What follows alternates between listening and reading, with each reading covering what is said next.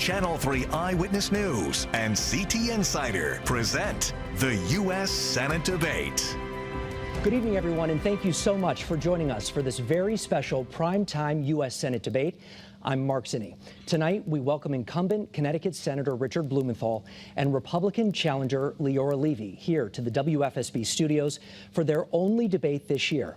We're, of course, looking very forward to hearing their thoughts on a number of very important topics, but we want to start right now by introducing the panelists who'll be asking the questions tonight. We have Susan Raff, our chief political reporter right here at WFSB. Julia Bergman is the state politics reporter with CT Insider, our partner in tonight's debate. Susan Haig is the political writer and State House reporter with the Associated Press. And Ebong Udoma, senior political reporter with WSHU Political Public Radio. Now, we did a coin toss with the campaigns yesterday and determined that Senator Blumenthal will give the first opening statement. Mrs. Levy will answer our first question, and she will make the final closing statement. And here's how the questioning will go throughout the show tonight.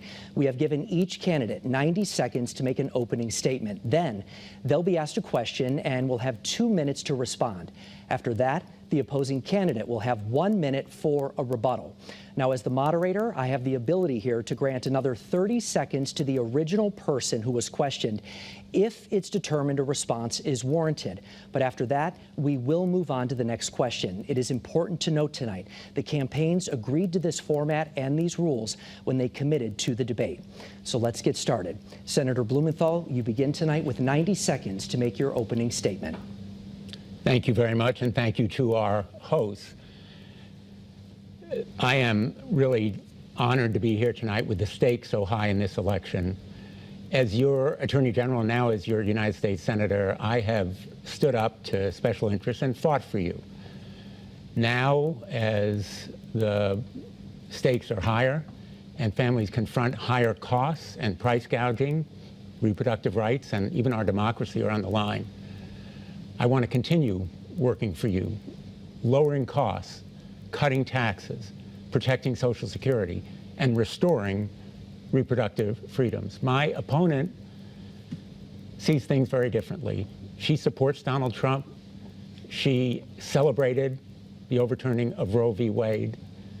She wants more tax breaks for the wealthy, not the middle class, as I have advocated. And she has pledged to be a reliable 51st Republican vote to put Mitch McConnell in charge of the United States Senate. She told Donald Trump that she would always have his back. I'll always have yours. I'd be honored to have your vote. Senator Blumenthal, thank you very much. Mrs. Levy, you also have 90 seconds now as well. Well, I would also like to thank you for hosting this debate tonight. I'd like to thank the viewers for taking their time to watch this very important discussion. You know, you will hear two very different views of America and of Connecticut tonight. My opponent is a 37-year career politician. He is out of touch with what real life is like here in Connecticut. I've never been so worried about our country. That's why I'm running to be your U.S. Senator. We have inflation causing high prices for everything. Food prices are up 18%. Gas prices are much higher than they were on the day that President Biden took office. We have an invasion at our border. It is not immigration. It is an invasion. Our children are not receiving the first-rate education they deserve. They've had learning loss. They've had developmental slowdowns because of the lockdowns of the Democrats in control of Connecticut. Parents' rights are being infringed. We can change everything.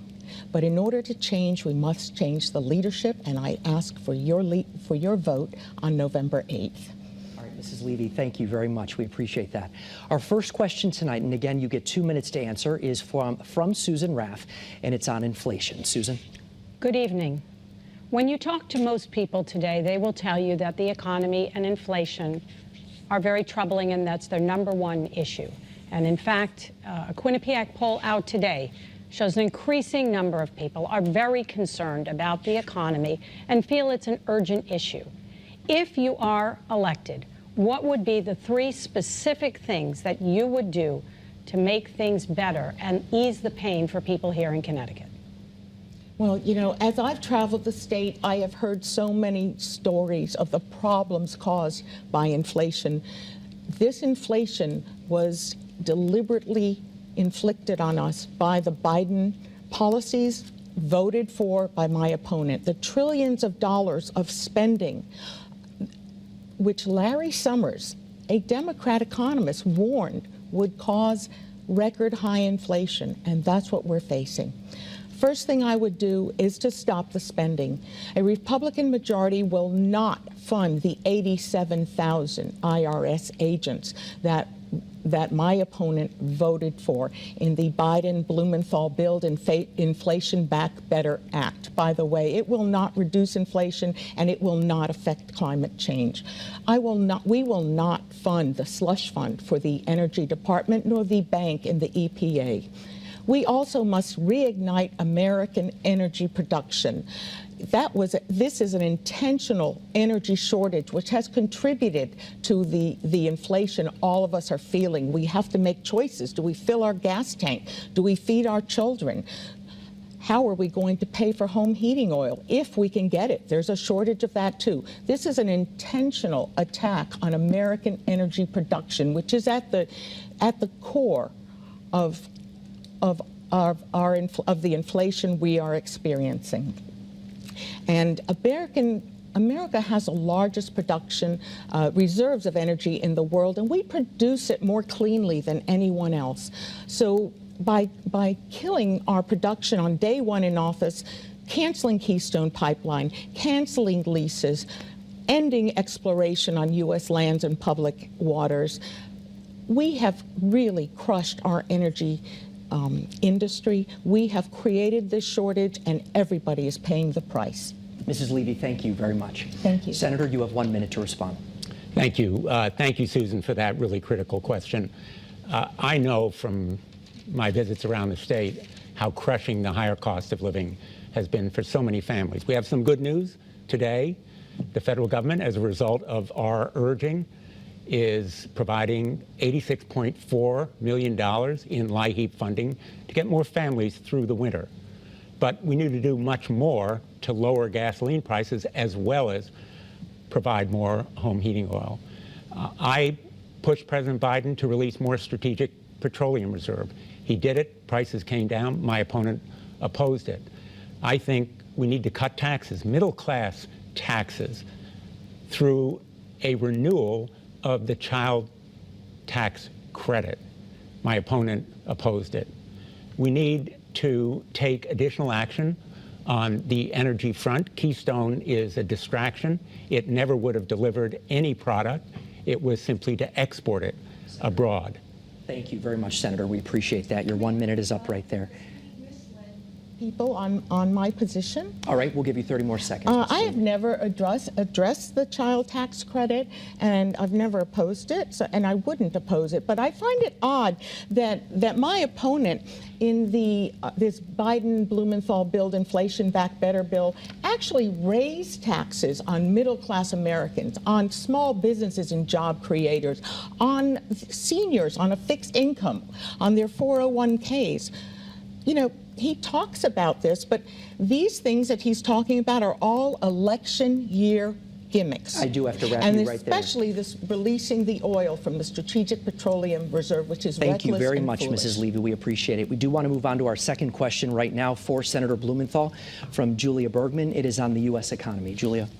Senator Blumenthal, given the Federal Reserve's decision today to once again hike interest rates to combat inflation, and that Democrats have controlled both the White House and both chambers of Congress for 2 years now, what grade would you give the U.S. economy today, and how would you get it to an A? I'm really interested, Julia, in what action we should take. And let me give you a few to stop inflation, which is, in fact, a major issue today. In addition to bringing down energy prices, I think these crushing costs on families need to be reduced by a windfall profits penalty on oil and gas companies. They are making record profits, 2 to 4 times what they did last year. They're set to make $4 trillion this year. If we put some of that money back in consumer pockets, it will help address inflation. Cut the federal gas tax on energy products, on gasoline. And in addition, provide more of the kind of strategic petroleum reserve that is necessary. Those tax cuts, the child tax credit, would be in effect today if Republicans had agreed to renew them.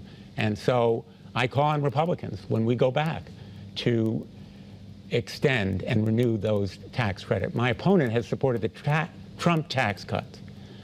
83% of those tax cuts benefits, 83% went to the pockets of wealthy and big corporations. I want to see more benefits to our middle class and Americans.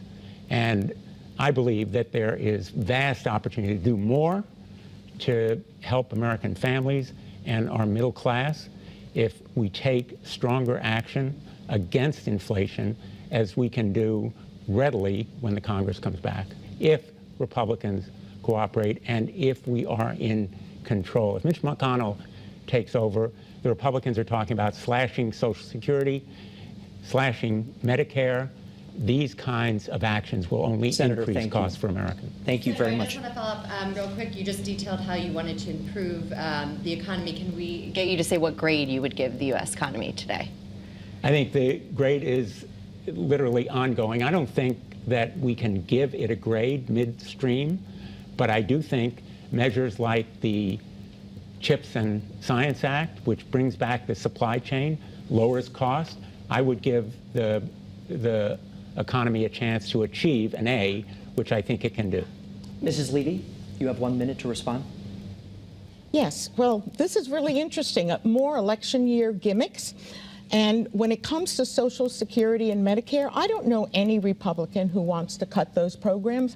Again, just as my opponent misled the American people on whether or not he served in Vietnam. He said he did, and he didn't. Whether he attends the Communist Party, he said he didn't, and he did. Once again, I'm not sure how we can believe much of what he said, because frankly, he raised taxes on the middle class with the Biden-Blumenthal Build Inflation Back Better Act, with the American Relief Plan. That was another one. That was a $1.9 million spending that started this inflation, and you were warned by Larry Summers and other Democrat economists that this would be the result. You did it anyway. I would grade the economy an F. Okay, Mrs. Levy, thank you very much. The next question is actually for you as well. Can I respond? Would May you I like respond? 30 additional seconds? Sure. Thank you. Let's be very clear. Pandemic relief kept alive many of our businesses. The Paycheck Protection Program, the Restaurant Revitalization Program, the Shuttered Venues Operator Grant Program, many of them bipartisan. At a time of need, the government came to the rescue of our small businesses. And I'm proud that we stepped up and we did it in a bipartisan way, not a tax increase, investment in the future of America. Senator, thank you very much. Our next question, He had we're going to 30 move on. seconds extra to begin with when he wouldn't give the grade initially. And now he had 30 seconds more, so he's had an extra minute, actually. Well, the next question is actually for you as well, but if you'd like to respond briefly for that, for sure, I will allow that. I would, because also, you know, another election year gimmick that he's talked about is this windfall profits tax he wants to put on the oil companies. You know, they're making profits because the price is so high, and the price is so high because your party, your President Biden, and with your support, has shut down energy production, has created a shortage, and it's simple supply and demand. Economics 101. When the supply falls and the demand remains the same, the price goes up. Mrs. Levy, thank you. That's what happens. We need to reignite Thank you very American much, Mrs. energy Levy. production. We're going to move on to question number 3 right now. This is from Ebong Udoma. It is for Mrs. Levy on energy costs and supply. Hello, Mrs. Levy. Hello. We'd like to drill down on this energy thing because a lot of people are concerned about the high cost of energy, especially in the winter. What specifically would you do to change federal energy policy that would make things better? Specifically, what would you propose as a Republican? Yeah. I would encourage additional drilling on U.S. lands and waters. I would renew the leases that have been canceled. I would encourage more American energy production rather than begging our adversaries and bad actors in the world like Venezuela, like Iran, like the Saudis and OPEC. The reason that we have to beg them for production is that we've shut down our own. And as I said, America has the largest reserves in the world, and we produce it more cleanly than anyone else. Why wouldn't you want good American jobs and clean American energy instead of oil from other countries that produce it in a very dirty and environmentally dirty, unsafe way? Talking about dirty, what would you do considering that we're concerned about climate change? Well, again, America produces energy more cleanly than anybody else, than any other country. So right now, we are developing alternatives, and that is great. I'm for alternatives, but they are not ready to take over for fossil fuels completely. So as long as our economy still depends on fossil fuels, I want it produced in America. You know, one thing I've learned is that between 2005 and 2017, the United States actually reduced its carbon emissions more than what would have been required by the Paris Climate Treaty. We exceeded the goals, while our adversaries like China continue to pollute and were not limited to what they could do. So we want American energy production. It will help our economy tremendously. It will make life much easier Mrs. for Levy, Connecticut families. Thank you very much. Senator, you have 1 minute now to respond. Thank you. Americans are rightly angry at the big oil companies because they are profiteering. And that's why I proposed a windfall profits penalty that will put rebates back in their pockets quarterly. That's why I proposed a cut in the fuel tax. The energy companies, those big oil companies, have more leases now, 3,600, than they did at the time that Trump was president, 2,500. But they're not using them all. They are profiteering, and in fact, we, in the latest measure that we passed, the Inflation Reduction Act, actually increased their ability to drill off the coast of Alaska and the Gulf of Mexico. In the long run, let me emphasize, we need renewables. We need solar, wind, which again, the Inflation Reduction Package provides investment in rebates, tax credits, which also lower, absolutely lower the cost of energy and fuel. Senator, thank you very much. We want to move on to question number 4 right now. This is from Susan Haig. It is for you, Senator Blumenthal, and it is on Social Security. Good evening, Senator. Good evening. It's now predicted that the Social Security Trust Fund will be unable to pay full benefits beginning 2035. Meanwhile, Medicare's Trust Fund for inpatient hospital care is projected to be depleted by 2028. Considering tens of millions of Americans depend on these programs, what do you think needs to be done to shore them up financially for the long term so people who are paying into those benefits now, paying into those programs now, they're assured that they will receive the full benefits they're expecting? That is such a central and important question. First, let's be clear. Americans earn Social Security. It's not a federal spending program. It's an insurance program. And they deserve to be secure and know it's going to be there for them. My opponent just said that nobody in the Congress wants to cut the benefits. Well, her main supporter in the United States Senate, Rick Scott, actually has proposed sunsetting it after 5 years. Others say 1 year. The House leadership is about to hold it hostage as the price of shutting down the government. That's where the Republicans will go if they take over. My proposal, it's called Social Security 2100, a companion to Congressman John Larson's in the House, would actually shore it up, make sure that it will be solvent going way past 2035, so Americans can count on it, as they should, an insurance program, and it will increase the cost of living adjustment, COLA as it's called. We just had an 8.7% increase, but there's nothing in the law that guarantees seniors that they can keep pace with the actual cost of living to them. Those kinds of reforms are necessary to give Americans what they have earned. And my opponents, main supporters, are ready to adopt all kinds of proposals. My opponent has said all options should be considered.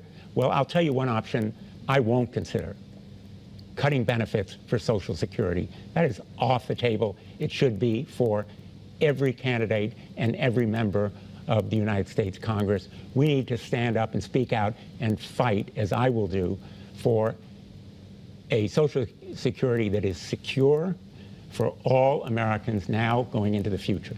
Senator, thank you very much. Mrs. Levy, you have 1 minute. Yes, well, you know, my parents are 90 and 91, and they depend on Social Security. We wouldn't be in this problem if my opponent and his colleagues in the Democrat Party hadn't raided Social Security and Medicare for their other socialist big government programs. We wouldn't even be here. And yes, it is our money because we worked for it, and it is taken from our paychecks without our ability to say yes or no. So regarding the COLA of 8.7%, the reason it was so high is because inflation is 8.2%. It's the highest COLA, cost of living adjustment, that we have seen because of this terrible economy. It would be better if seniors on fixed income could afford to live, if the economy was in better condition, if their 401ks weren't so depleted after what has happened in the last 2 years. Thank you very much. We appreciate it. If I can respond. Certainly, 30 seconds, Senator. I note, unfortunately, that my opponent now has not, in fact, taken off the table cuts or benefits. All options. Not so for me. Cutting benefits is not an option. And her supporters in the Republican Party in the United States Senate have said sunset it after a year or 5 years. That is unacceptable to me. And she will be, as she has said herself, a reliable Senator, thank you. 51st vote in the United States Senate. Well, we want to move. Mischaracterized my position. You actually have the next question coming up, and I want to get right to that. There's a lot to talk about tonight. Mrs. Levy, this is for you from Julia Bergman, and it involves the recent ruling from the Supreme Court regarding Roe v. Wade. Mrs. Levy, the overturning of Roe v. Wade by the U.S. Supreme Court has spurred concern that other landmark rulings could be next, including those guaranteeing the right to same-sex marriage and access to birth control. Do you think Congress should pass legislation ensuring federal protections for same-sex marriage and access to contraception? Why or why not? So, first of all, I don't see that one necessarily follows the other. I know that Justice Thomas referred to it, but that's not where I stand. I don't see that those two issues have anything to do with the Roe v. Wade decision, the Dobbs decision reversing Roe v. Wade. It sent it back to the states where it belongs. And in the state of Connecticut, abortion is legal. It is codified in the Constitution of Connecticut. And so nobody in Connecticut has lost any of their rights. I am personally pro-life, with the exceptions of rape, incest, and life of the mother, but that's my personal view. I agree that it is a states' right issue. You know, I'd like to go back to what my opponent said about my views on Social Security and about Rick Scott. I was with Rick Scott last night, and he also said he does not support cutting Social Security. He said it outright to a room full of people. So, you know, again, he's mischaracterizing our positions, and I think it's important for people to know that. He mischaracterizes a lot, it seems. So, you know, again, the problems that people are talking to me about as I travel the state are the fact they can't afford their lives. They can't afford to feed their children. I met a welder at the Durham Fair. He said to me, I have a good job. I've always provided for my family, but I don't know how I'm going to pay my mortgage. Every month I have to decide which bills I pay and which bills I let slide and hope they don't come after me. Well, I'm going to Washington to help him make sure he can afford a good life. He's not asking for an extravagant life. He wants to afford Mrs. a good Levy, life for his family. Thank you very much. I do want to go to the 1-minute response from the senator as well.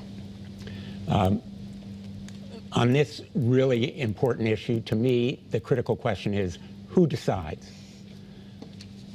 I trust women to make decisions about their own health care. My opponent wants to give those decisions to government officials or politicians.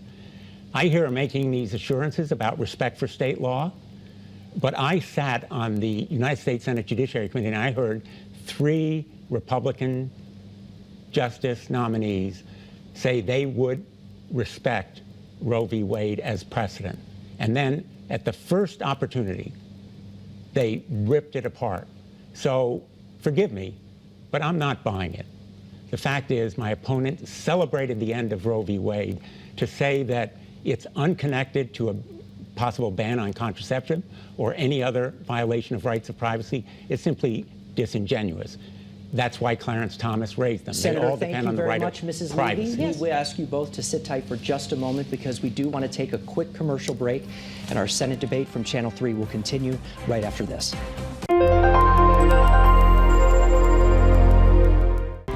Welcome back tonight to our primetime debate between Senator Richard Blumenthal and Leora Levy. Of course, we have several more issues to talk about tonight, and we do want to get right to our next question, which is for you, Senator Blumenthal, from Susan Raff, and it is about the war in Ukraine. I'm sorry. It is for the senator, and the issue is on the war in Ukraine. You're welcome.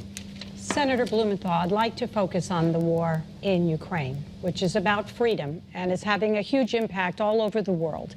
And as a member of the Armed Services Committee and someone who went to Ukraine, how far should the United States go to offer its support? I believe some of the numbers I was able to pull up, we've already given about $188 million, $40 billion has been authorized.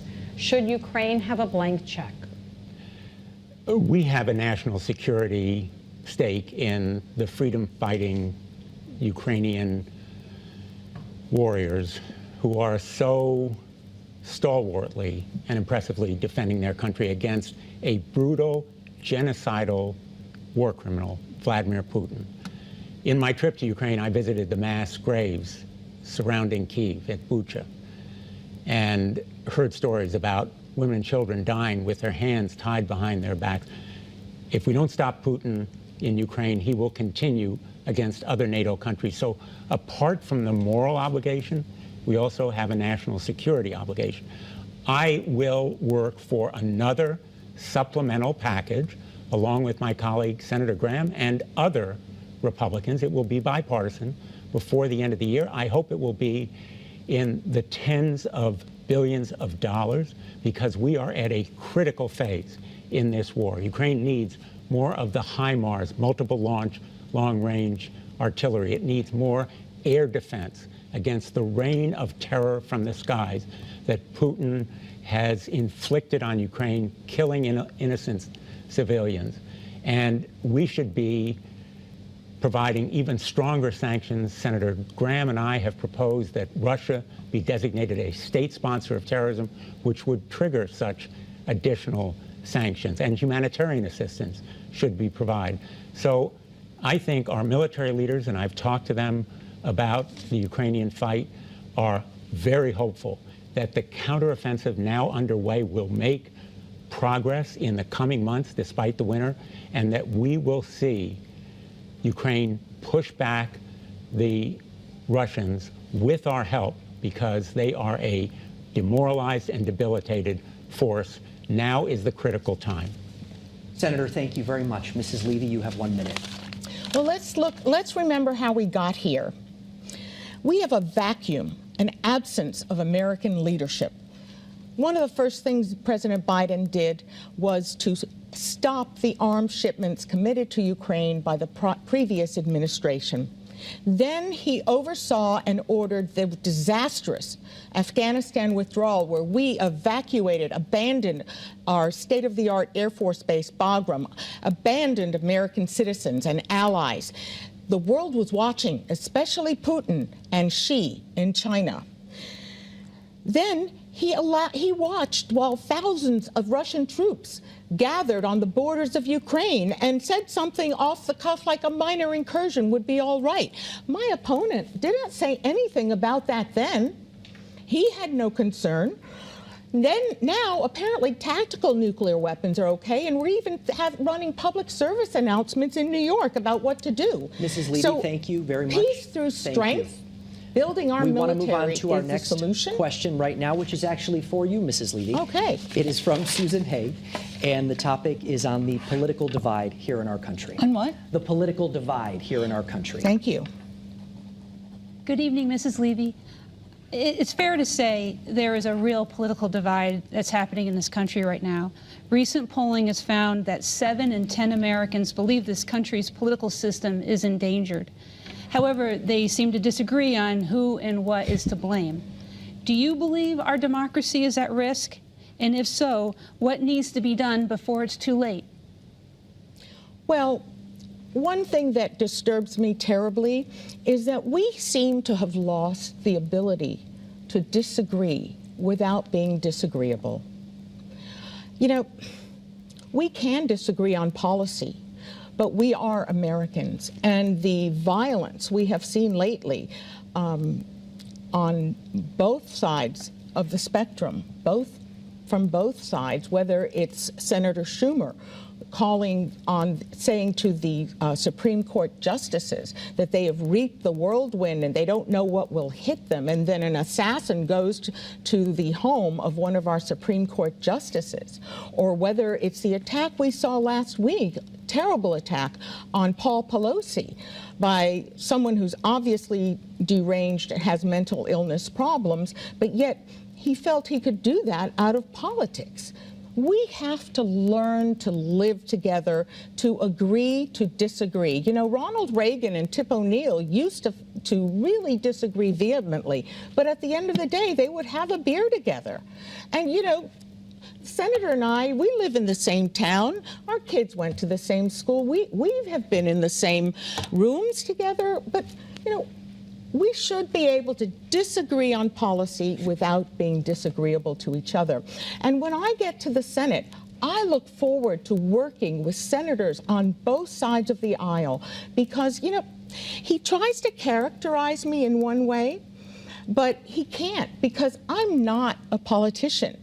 He's a 37-year career politician, so he's used to that. He's actually part of the problem.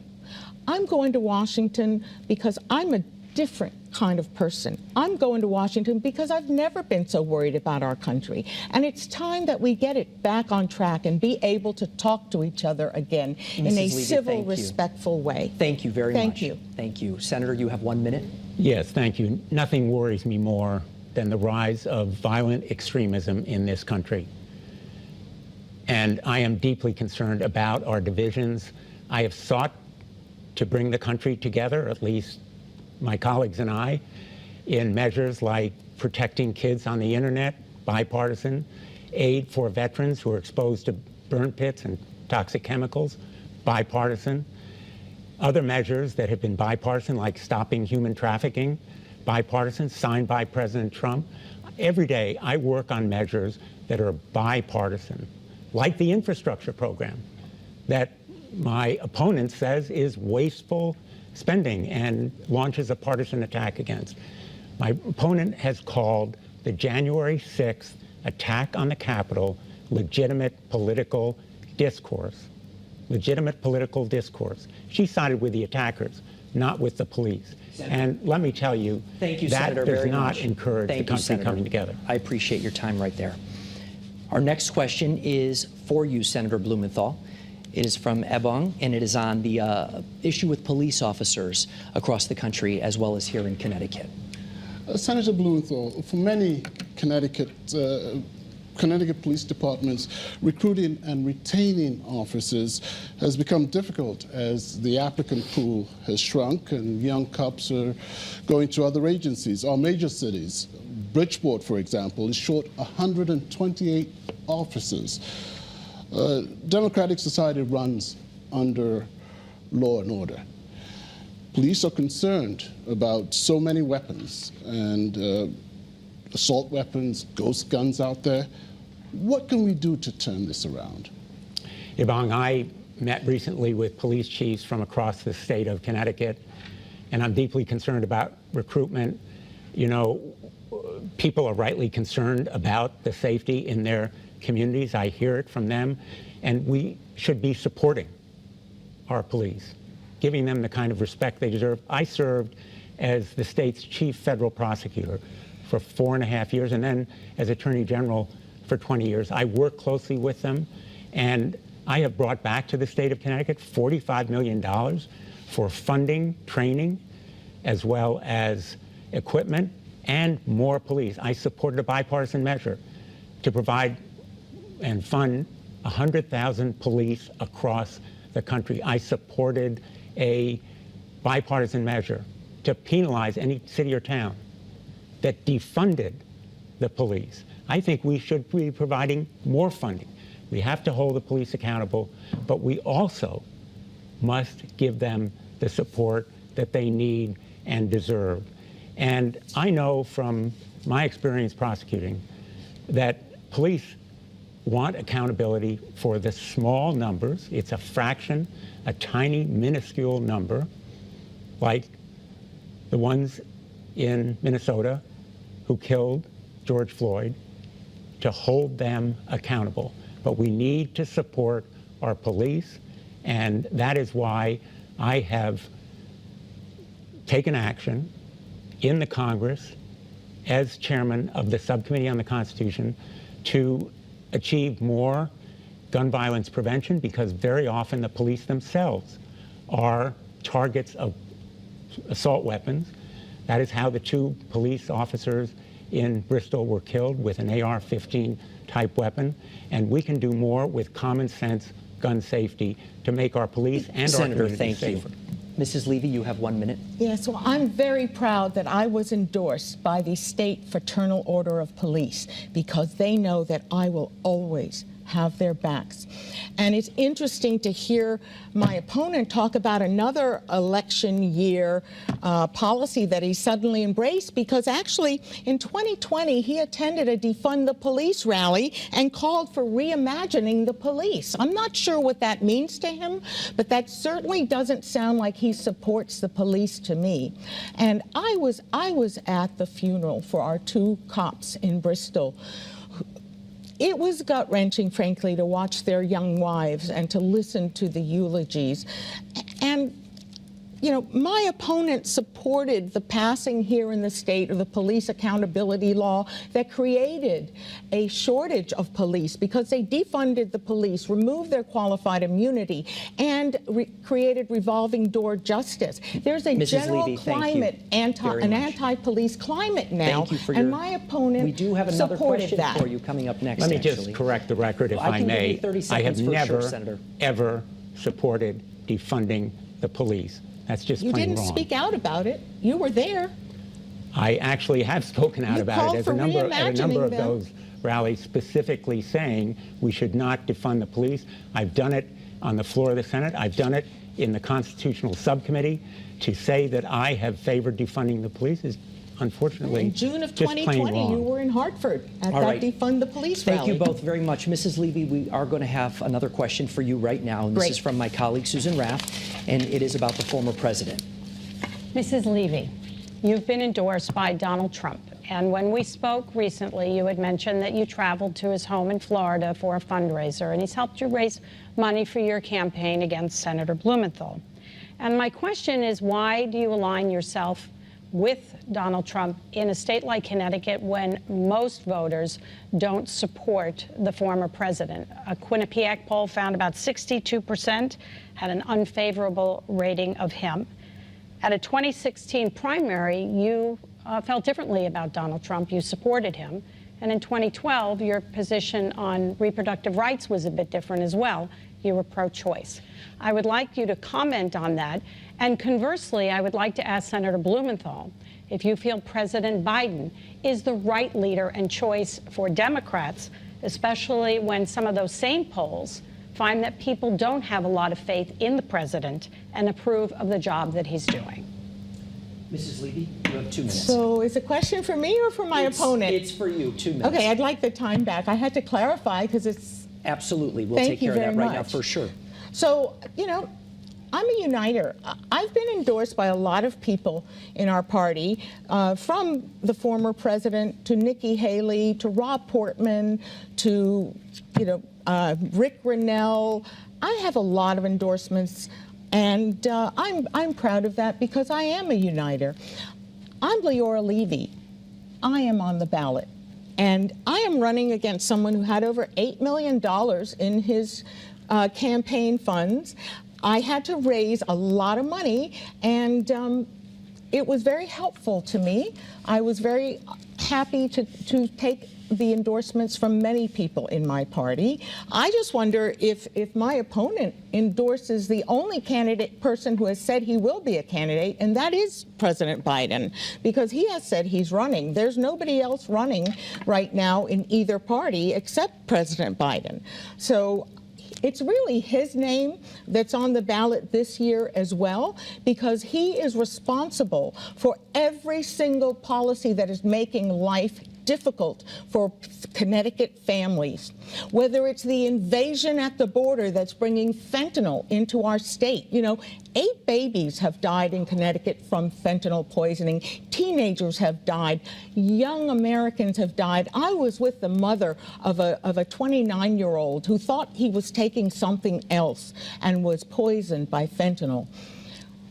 That open border, which my opponent has never condemned, has supported. He knows they've been flying illegals to Westchester County Airport since August of 2021. He has never spoken out against it. And they're bringing human trafficking. What's going on at that border is not compassionate. It is cruel. Children are being kidnapped from their villages.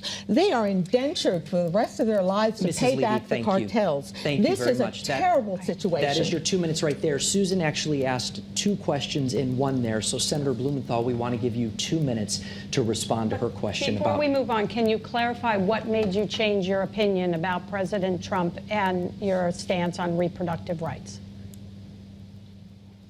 So my stance on reproductive rights, I changed my opinion. My heart changed. As science improved and we learned more about the development of the babies in the womb, and then when I considered my personal experience having children, I realized that I could, and the more I learned about the abortion industry. By the way, my opponent has written the most extreme abortion law that there is, allowing abortion up to the moment of birth, and I believe that that's not where the American people are. Most Americans feel that that is infanticide. The only Mrs. countries Levy, that allow that are China and I just North want to say, Korea. for the record, you had exactly 2 minutes and 30 seconds there. So, Senator, we're going to give you 2 minutes and 30 seconds right now. Thank you. I think there are at least 3 questions that have been asked, and let me try to deal with them one by one. First of all, former President Trump isn't on the ballot, but his main supporter in Connecticut is. My opponent has said to President Trump, I will always have your back. If you always have President Trump's back, you can't have Connecticut's back. If you are 100% for Trump, that's 100% wrong for Connecticut. It's not only that Donald Trump has endorsed her, but she is a supporter of former President Trump. Now, as to Biden, he is not yet running. He's made no decision. If he decides to run, I would probably support him, but we don't know who else is going to run. And let me deal with this issue of abortion. I've heard those reassurances, respect for state law. I heard them from 3 Supreme Court justice nominees who then ripped up Roe v. Wade, enabling a national ban on abortion.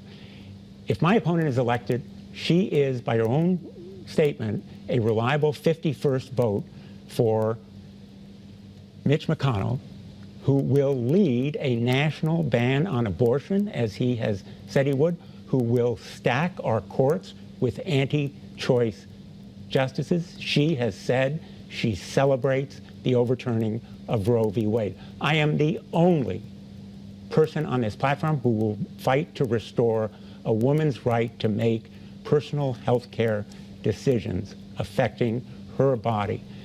I trust women to make that decision. I believe it is one of the central issues of our time. And we must enact protections, not only in the states, but at the national level. As for this deception, I hesitate to call it, but it is deception that somehow the Women's Health Protection Act, which I proudly wrote, is somehow extreme. In fact, it incorporates simply the standard of Roe v. Wade, which allows for restrictions later in pregnancy, taking into account the health and Senator, safety of the mother. thank you very much. That was a combined 5 minutes, and I appreciate both of you for your time right there. We do want to ask you one final question, and we're going to put 1 minute on the clock for each of you. If you will accept, and Mrs. Levy, I'll start with you, if you will accept the outcome of the election here in Connecticut. Of course. I'd love to talk more, though, about the last question as well and some of the things he said. Well, we want to stay focused on that because you will have time coming up for your formal closing statement. Senator, what is your response to accepting the results of the election? Yes, without question. Okay. Thank you both very much. Well, at this point, we do want to give you both 2 minutes for your closing statement. And I believe, if I remember correctly, Senator Blumenthal, you are going to start us off with that right now, sir. Thank you. Again, my thanks to everyone who is joining us. All too often, powerful special interests have their way. My job has always been to stand up to them and fight for the people of Connecticut. And that's why we will have lower pharmaceutical drugs, because we put a cap on the amount that seniors have to pay. I want to extend it to all people.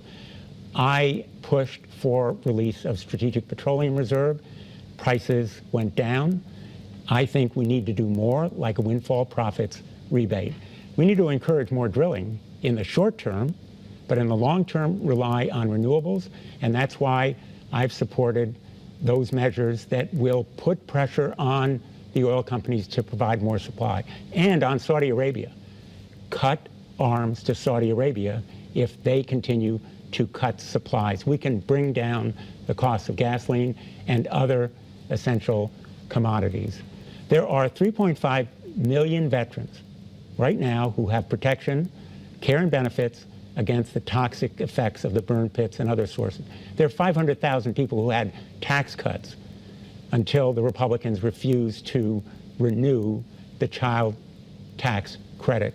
There are millions of seniors who have the benefit of those pharmaceutical drugs. I'm going to be fighting for the people of Connecticut. My opponent has told Donald Trump that she will always have his back. I will be standing for the people of Connecticut, fighting for them, siding with them, first, last, and always. Senator, thank you very much. Mrs. Levy, you have the final 2 minutes tonight. Well, we have heard two very different visions of Connecticut and of America, because my opponent seems to be obsessed with the past, I am concerned about the future. I'm concerned about your children, the kind of education they're receiving. I'm concerned about the fentanyl coming over that open border. I'm concerned about the crime in our communities. Nobody feels safe anymore. I'm concerned that nobody can afford to feed their lives anymore. It's hard to make, you have to make decisions. Do I feed my children? Do I fill my car? Am I going to be able to get home heating oil? And if I can, will I afford it? All of these problems were created by the failed policies of the Biden administration, voted for and rubber stamped by my 37-year career politician opponent. He reacts to things the way a politician does, and he just imposes that on me, thinking that I'm like he is, but I'm not. I call myself a career American. Yo soy cubana americana. Escapé el comunismo en Cuba. Yo amo este país. I love this country. I came here from Cuba, escaping communism. My mother and her parents escaped the Nazis. My father says, if this country goes, where do we go next? That is why I'm running for U.S. Senate. I'm going to fight for Connecticut, fight for your children and their future, fight for our country. And my opponent, on the other hand, I escaped communism. He attends the Communist Party and then says he doesn't. He said he fought in Vietnam, but he didn't. He attends meetings with CARE, that is an unindicted co-conspirator in a terrorist trial. Thank you very much. And he says he's fighting for you. We appreciate your time, both of you. We cannot thank you both enough for being here tonight for this one-on-one debate, the only one happening here in the state. It's obviously a very important vote, and we again appreciate you being here. That concludes our debate tonight, and we of course thank the candidates and all of you for joining us here on Eyewitness News. We do want to thank our partners as well at CT Insider and all of our panelists here and their great questions. Election Day is next Tuesday, and that is when it's up to you. Make sure you get out there and vote. We will see you tonight for Eyewitness News at 11. Have a great night, everybody.